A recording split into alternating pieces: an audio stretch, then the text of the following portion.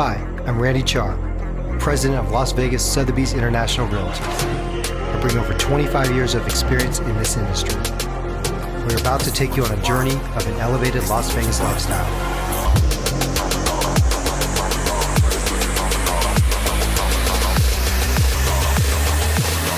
Welcome to Vegas.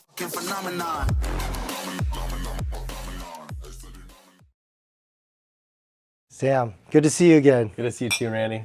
So, Sam is the operating partner and CEO of Stitched, correct? Is that right? That's right. And we've been buddies for quite some time. And I will tell you, this is the absolute best bespoke men's store in Las Vegas. I've been a loyal customer for many, many years, and it's been quite a journey, and I cannot thank you enough for the services that you guys provide, always top rate, always trying to keep me sharp for all the important events and what have you. But maybe to start with, I kind of wanted to get your take on how the concept started. What makes you different, and how did this all get started? Well, Randy, thanks for having me. It's good to be syncing up with you again. It's not a hard thing to make you look good, but it is our pleasure. We appreciate your being a longtime customer and friend. We opened with the Cosmopolitan 12 years ago, 2010. The concept was to introduce a British-style haberdashery into the bright, shining lights of the Cosmopolitan. And so when you walk in, there's this deliberate, transformative juxtaposition between the bright, shiny, chandelier-clad Cosmopolitan, sexy men's dark, sultry haberdashery of Stitched. And so with the tufted leather, the stained cement, the exposed distressed brick, you really feel like you stepped into a 100-year-old Savile Row haberdashery. And so the concept from the beginning was to be unlike anything stateside. Well, and you're definitely right about that. I mean, before you showed up, have to go to whatever, the Neiman's or the Saks or the Nordy's or whatever, or every now and then you'd see kind of like a mom and pop shop, but nothing that kind of brought it together with the cool vibe where you just wanted to spend time, and the things that you carried were just incredible. So Yeah, thanks. I think you definitely were a trailblazer. Yeah, thanks. Yeah, I mean, we really got the experiential retail part right.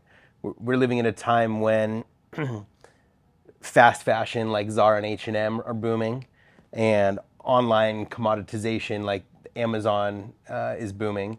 And in order to survive in that retail environment, you really have to deliver a unique experience.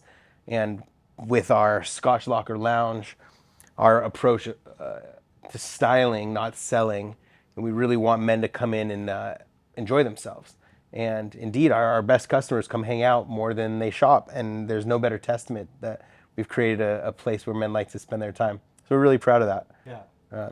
And it happens to be, of all places, in the Cosmopolitan. Yeah. Right? Yeah. I think our founder, my partner, Eamon Springall, really made a good bet on the Cosmopolitan, and it's stayed hot as a pistol with all the food and beverage stuff. So yeah, we're grateful. They deliver a lot of high quality leads to us every day. Right. Now, are you surprised by the clientele that you have? Maybe, you would think only a celebrity can wear these clothes, or people that are really high fashion. Is that true, or would you say that there's a bigger market than that for you? Well, we've really positioned ourselves as the place where you go for your new favorite cool thing. We joke that we don't really want to compete over the navy blazer business and the charcoal suit business. By the way, we make a really great one, custom. But we want to be the coolest thing in your closet that you can't wait to wear.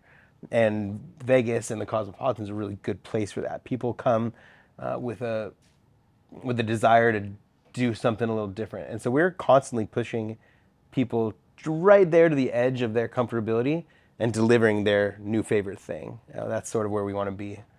Yeah, I can actually say firsthand, when I started, coming to the store, I knew I wanted something a little more edgy, and I was trying to create even my own personal brand. And part of that personal brand in real estate was, how do I want to portray myself professionally?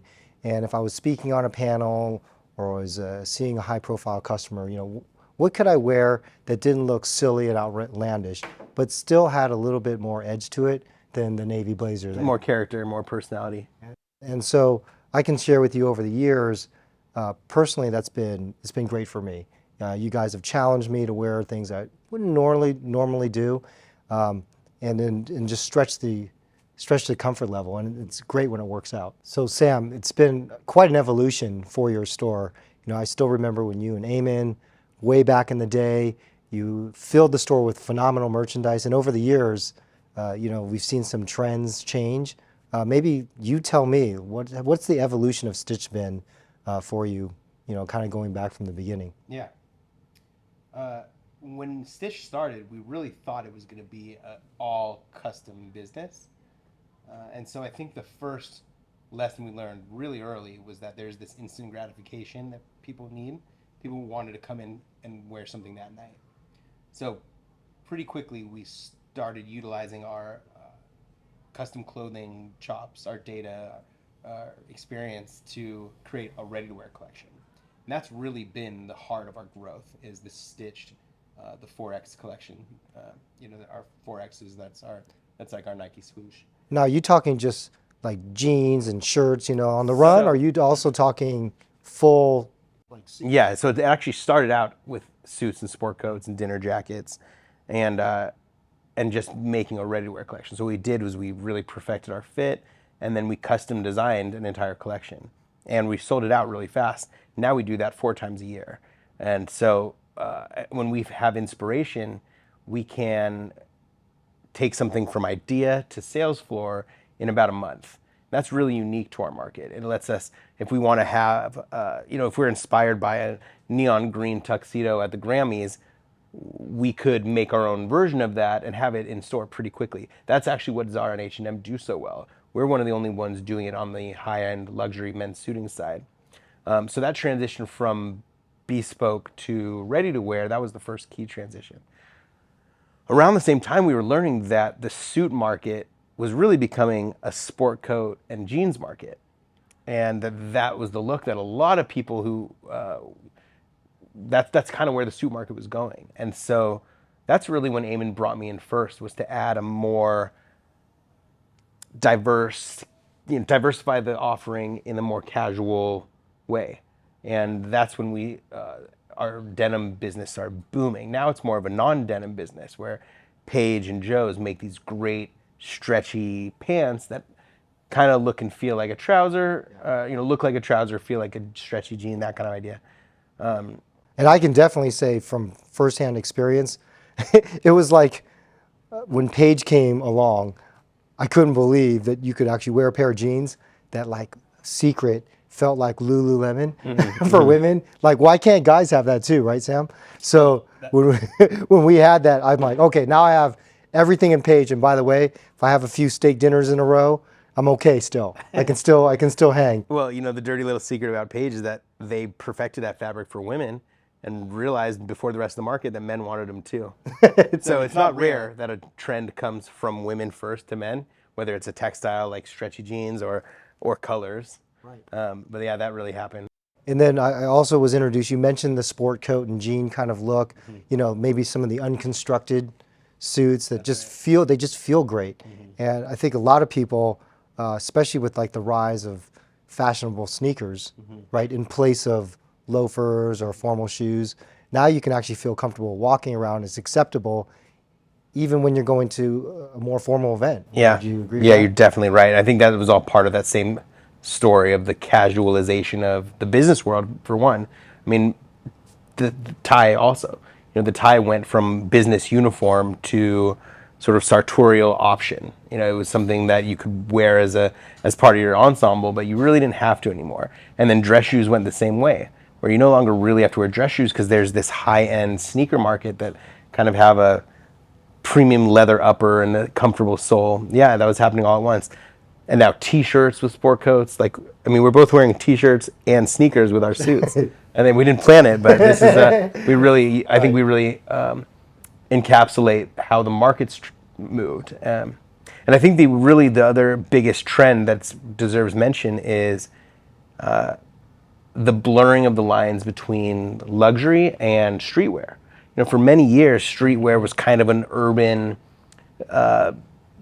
thing, kind of associated with baggy jeans and backward hats. And over the last couple of years, there's been example after example of when Dior hired ASAP Rocky to be the face of their brand, or when Louis Vuitton hired Virgil Abloh, who had made a high-end streetwear line prior, to be their creative director.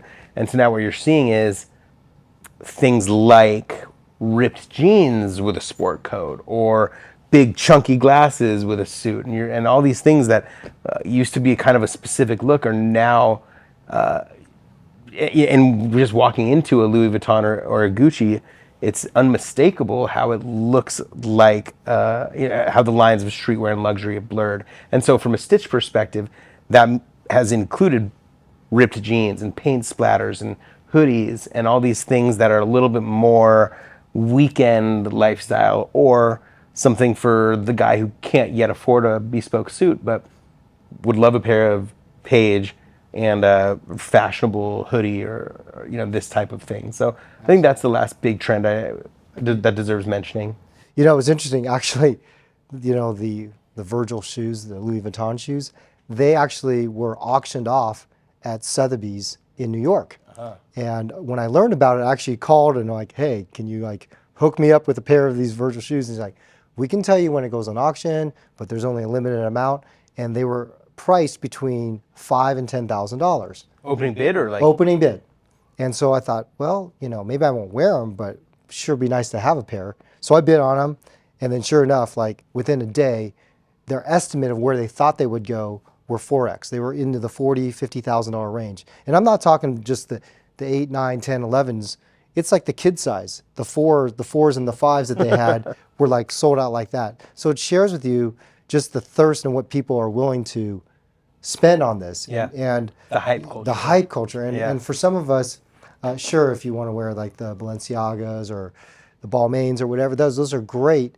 But for some of us, it's too street, right? So I think what you guys do is you're able to bring it to where you can either mix and match, or you can wear things that have a little bit more feel, but still a little more refined, where it doesn't look just like streetwear. Yeah, thanks. I think that's definitely something that when we are dipping into new verticals like streetwear, we definitely want to do it in an accessible way that's not going to put off the custom suit client like yourself. So where's the future? Where do you see coming up, either in the near future or down the road? Or what would you be excited to see, I guess? Well, specifically at Stitched, we're really excited about women's custom. We've just started teasing it. We've been working on it for years, and we're finally at a point where we're good enough to start marketing it. So I think you'll see that as a pretty splashy Q4 initiative from us.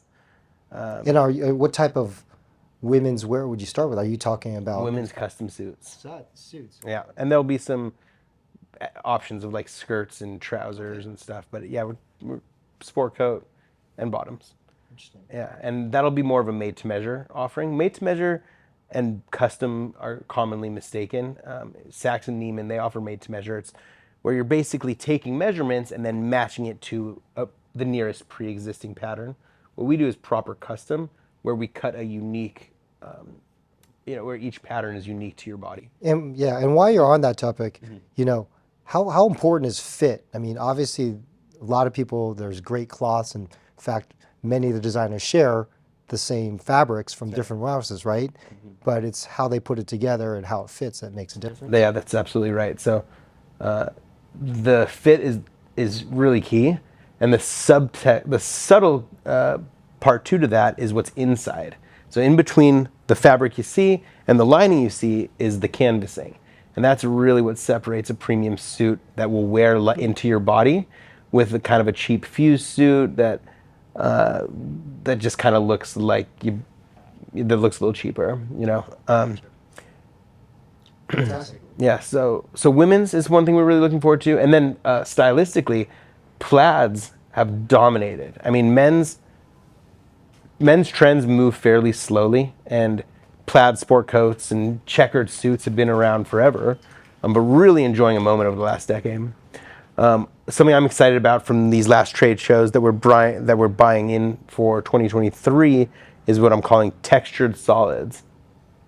So not your flat wool, but really sort of fine weaves that will give it depth and texture and let people mix and match. So you'll start seeing, I think you're gonna, from us at least, you're gonna start seeing a lot more interesting non-pattern solids to kind of spell guys from who are ready for something new that have been wearing checks and plaids for a long time. I don't think checks and plaids are going anywhere, but there's finally some cool new freshness in the market in the form of these textured solids. Wow, I learned definitely a few things. Thanks for sharing that, Sam. One of the things what I wanted to talk about next was the lifestyle component. You talked about not just shopping in terms of getting something cool and fashionable, but it's an experience. And in luxury goods, it really is about the lifestyle and the experience. Whether we talk about real estate or boats or cars or whatever you want to talk about, I don't think it's any different. And one of the things that you guys have created is an atmosphere when you walk into the store that you're generating a phenomenal experience. Can you tell us a little bit more about that design? Yeah, yeah. I think part of it has been aligning ourselves with the right tastemakers. Bryce Harper and Eamon are pretty good friends, and Bryce has become the face of our brand, and so and that's the celebrity that comes to mind. But we've done, Dave Grohl from Nirvana and the Foo Fighters. He's one of our biggest supporters. We've been doing a lot of stuff for Morgan Wallen. In a 1 week period, we had Snoop Dogg and Morgan Wallen, and it just doesn't get any more diverse than that. And so I think part of the delivering a lifestyle is dressing some of these legends in their arenas. And it's not just them; it's Dana White. It's the leaders of the business world too. So that because I think there's a big part of the social atmosphere we live in where people are being influenced by the celebrity culture. And so part of that was aligning ourselves with the right guys and having a product to impress, celebrity level people who are getting free stuff from Tom Ford. It's hard to impress that kind of guy, but we've been able to do that. Part of it is an approach of styling and wardrobing where we're not interested in pushing as much as possible. We're more interested in people coming and learning and creating their new favorite ensembles. And so it's kind of about helping people understand what goes with what and what holes they might have in their wardrobe, and kind of taking that approach. And I think that's unique to the market in a sell retail atmosphere that most people are put off and uncomfortable in a retail environment. And I think we've trained to the contrary, where we're very welcoming and want people to leave with a feeling like, wow, there was not only really cool merchandise in there, but how interesting that now I know how to fold my pocket square, or I know how to match I know what patterns I can wear together, and this sort of thing. And obviously you've created these lounges too. And the lounge is So a when big part of people it. come in, they can relax. And this is, pretty good size of real estate that you take up here. You also have these liquor lockers. Yeah. So we've really embraced that experiential part of retail, but put our money where our mouth is in the real estate. And so indeed our top clients and our celebrities, we will gift them a locker. They're not available for purchase. And it creates this vibe where you'll have these collisions in the lounge between a celebrity and a businessman, or a high school phenom coming in for a prom suit, with meeting some entertainer that he's looked up to. And so you've got these really cool things that happen in the lounge because it attracts such an elevated gentleman, and increasingly women too, as we've kind of talked about. Yeah, actually, I have to thank you because over the years, I've really enjoyed having a locker here because I wouldn't think, oh, I'm going to come here and have a drink during the middle of the day. But what happens is, hey, I'm in the Cosmopolitan. I have a few friends. Hey, meet us over here. And women, men, we go private lounge, grab a drink, it starts the night off right. And sometimes, obviously, people wander around the store and they get introduced to things that they wouldn't ordinarily be shopping for or think they're shopping for. But the experience is phenomenal. Yeah. And people have always raved about, hey, every time that they come in, they just enjoy that that experience of Yeah. being in the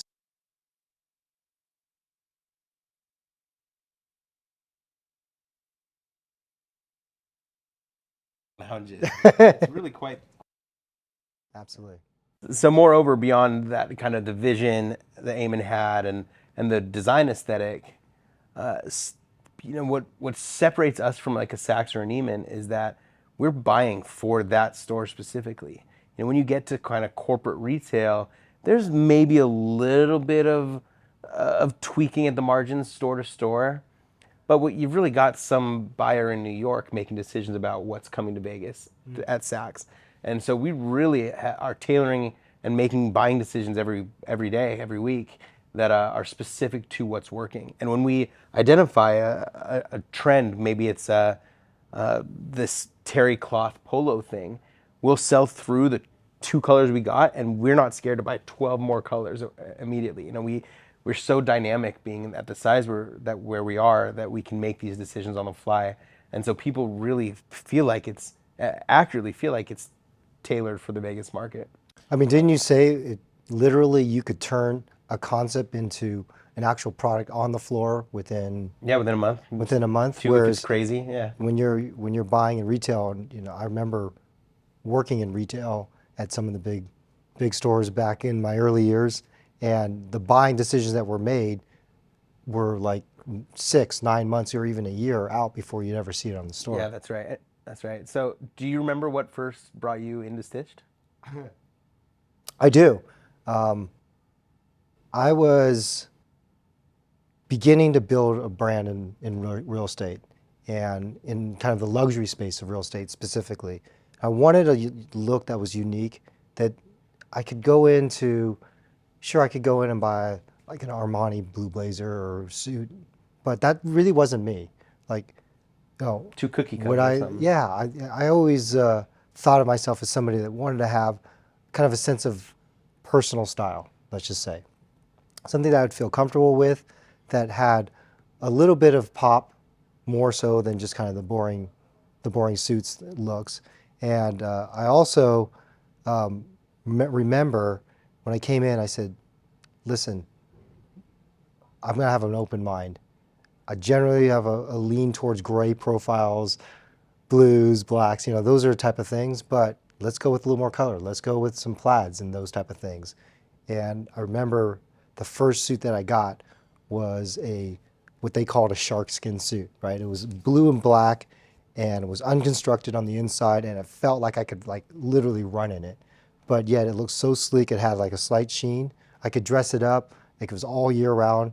And then, from there I went to like a purple plaid suit with like a lilac liner, and it was pretty cool. And I went to like a brown suit. I remember also having like this like 3-piece awesome black and white that I wanted to go to like a race car event, and I wore that. And then along the line, what was really interesting, I'm not sure exactly at the time that happened, but I remember being in the store and I saw your collection of bow ties. This must have been 8 years ago or something. And I said, wow, those aren't the kind that you clip on. You actually have to tie those up. And so I said, well, let me try to get one. And you guys put it on and made it look so easy. I'm like, that's different, right? Uncomfortable, but different. And so I went home and I looked online at Vimeo. It showed like with the invisible hands how to tie it. And I tied it up it took me like 20 minutes to do it right. And I said, I can't forget how to do this. So I vouched for every event and every place I went that required wearing a suit for the next 3 weeks, a month, I wore a bow tie. And guess what happened?